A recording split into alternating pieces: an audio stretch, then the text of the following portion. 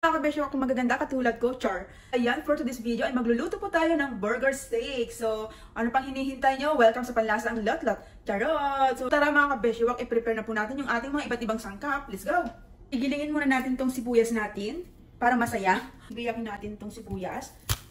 Ayan, ganyan lang naman yung ano. Kunti lang yung ilalagay nating sibuyas. Ganyan lang siya siguro. Ang bango ng ano, ang bango ng sibuyas mga kabeshi. Amoyin nyo. Dito yung ating ground beef mga kabeshi. Ayan. Nalagay natin dito sa bowl. Yeah. Ayan.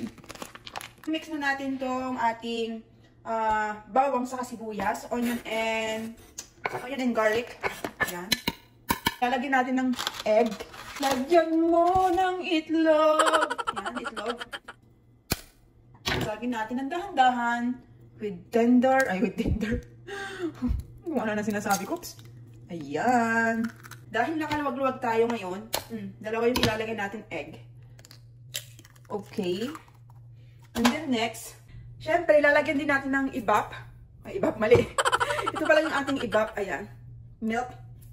Evaporated milk. So, ayan. Hindi natin ito ilalagay lahat kasi feeling ko marami to. Mga kabeshi, mga ganito karami ang ilalagay nating milk. Ayan. Okay na yan. Tapos, lalagyan natin ng breadcrumbs. Yan. Natin ng salt, ay ng pepper. Yan. Dagdagan nyo ng mga kabeshi para masaya. Huwag kayo mahiya. Okay na yan. Tapos asin. So, ganito lang karami siguro na asin. Ayan. Huwag masyadong maalat. Then, imimix po natin siya mga kabeshi. Mix natin ng ganyan.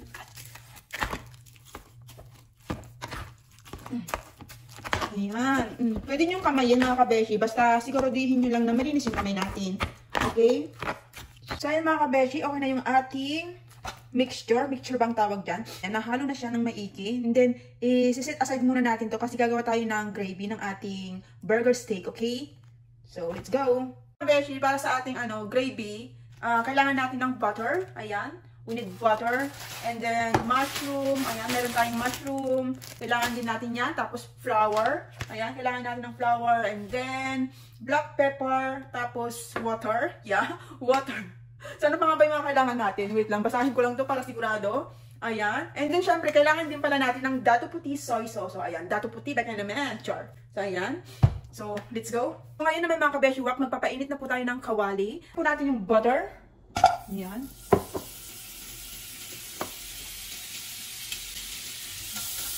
Ayan, dapat mahinang apoy lamang para hindi masunog yung ating bell. Ayan, mga kabeshi. Ayan, dahil nakaluwag-luwag tayo, gagamit tayo ng bottle. Tapos, ano ba yung next natin na ilalagay? Maglalagay tayo ng mushroom, mga kabeshi wak. Ayan, siguro. Ang lalaki ng mushroom natin, mga kabeshi, ah. Lakasan ng konti yung apoy. So, ayan, lagyan natin ng water. Dahan-dahan lang. Huwag masyadong marami. Tansyado lang, mga kabeshi. Antayin natin siyang kumulo. Sa puntong ito, mga kabeshi, lalagyan na natin ng flour. Kaya lang, mali yung ating proseso. Dapat mas mauna pa pala itong flour natin bago sa tubig. Pero okay na yan. Haluin natin. Haluin natin hanggang siya lumapot. Ayan. Dapat mas mauuna yung flour, kabeshi, kaysa yung water, okay? Huwag niyo akong gayahin. Minsan kasi patanga-tanga ako. Ganun talaga. Hindi natin maiwasan sa buhay.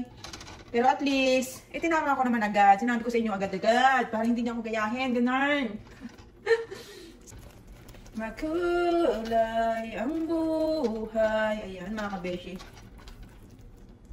Okay, dagdagan ng tubig. So next, mga kabeshi, lagyan na natin ng soy sauce. Ayan, para magkaroon na siya ng umami flavor. Yan. Haluin natin. Parang napadami yata yung soy sauce ko. Tingnan ganyan. Lagyan natin ng black pepper. Fresh na paminta. Kasing fresh ko. Char. So, ayan, dagdagan nyo lang.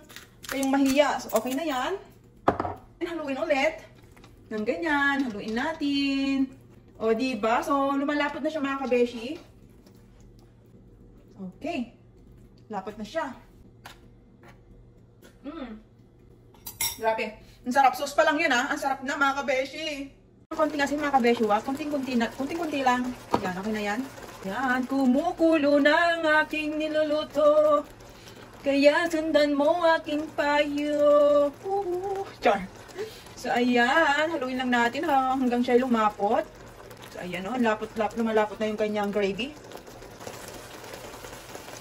So, gagawa tayo ng magiging partner ng ating steak burger or burger steak. Binaliktad. So, meron tayong ano dyan. Gagamit tayo ng mais na nasa lata na siya, yung sweet corn. And then, meron din tayong carrots. Nislice ko po siya ng padice. And then, pwede nyo din po siyang lagyan or haluan ng green peas. So, kaya lang, wala tayong green peas ngayon kasi nakalimutan ko. Yan, nilagyan na natin itong butter natin. So, ilagay na natin itong carrots natin, mga kabeshi. Ayan. Haluin natin. So, ilagay na natin itong mais natin. Whole kernel sweet corn. Ayan. Bahatin na natin yan para masaya. Oh my God, ang dami. Ang dami mga kabeshi. Haluin.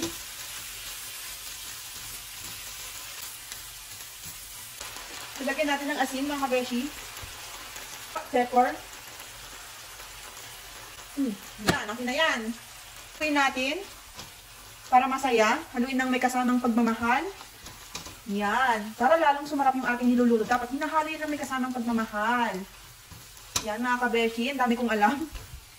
So, lutuin lang natin ito. Mga at least 5 minutes. Ganon. So, ayun mga kabeshi. Okay na yan. Isit aside muna natin. Yan. Sit aside muna mga kabeshi. Yan. Mukhang masarap. Mais pa lang yun mga kabeshi ha. Pero sobrang sarap na.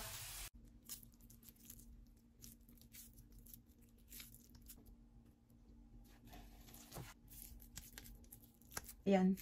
Isi-ship natin siya ng pabilog. Ito na mga kabeshi, lutuin na natin to. Ayan, excited na ako mga kabeshi, oh. You know, mukha siyang masarap kahit hindi pa luto. Char. So, lagyan natin ng konting mantika.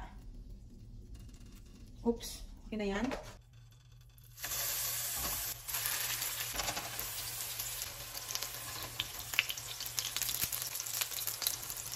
So, ayan mga kabeshi, ang bango niya. Sobra.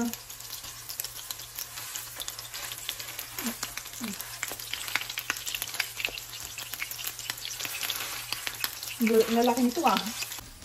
Dahan-dahan lang yung apoy mga kabeshi ha, para hindi siya mabigla ba, para maluto yun sa ilalim niya kasi medyo makapal siya eh.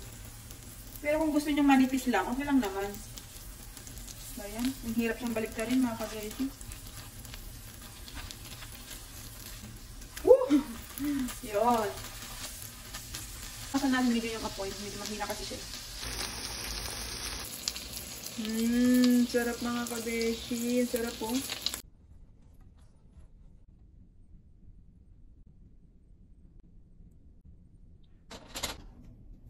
So, ito na mga kabeshi. Ayan. Medyo maitim lang yung ating burger steak.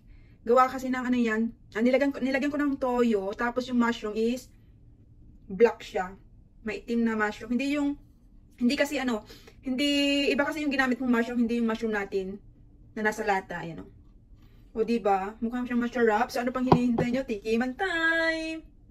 So ito na mga kabeshi yung ating burger steak. Ayan, umuusok-usok pa yan mga kabeshi. So medyo maitim lang po yung ating burger steak. Gawa ng ang ginamit nating mushroom is iba. Tapos nilagyan ko pa ng soy sauce. So yan, kaya ganyan yung kanyang effect. Medyo maitim. Nag-crush siya. So meron tayong ano dyan, corn with carrots. And then meron tayong rice. So ano pang hinihintay nyo? Tikiman time! Bangus. Wag muna natin lagyan ng rice. Ayan siya.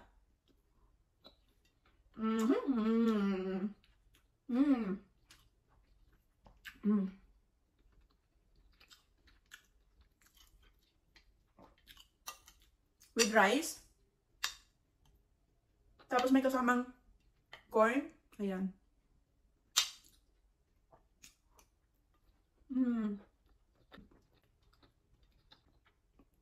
Ang sarap! Naku mga kabeshi, pag matitikman nyo to, siguradong makakalimutan nyo na naman ang mga sakit at hinagpis dyan sa puso nyo. Charot-charot lang. So, yung gravy niya is malinamnam siya and talagang ang sarap siya. So, as in, nagustuhan ko yung first time ko itong lutuin mga kabeshi, pero panalo. Ang sarap. Naku, Grabe yung ano, malinamnam talaga mga kabeshi. So, di ba? Practice lang to pero pwede na itong ilaban kay ano.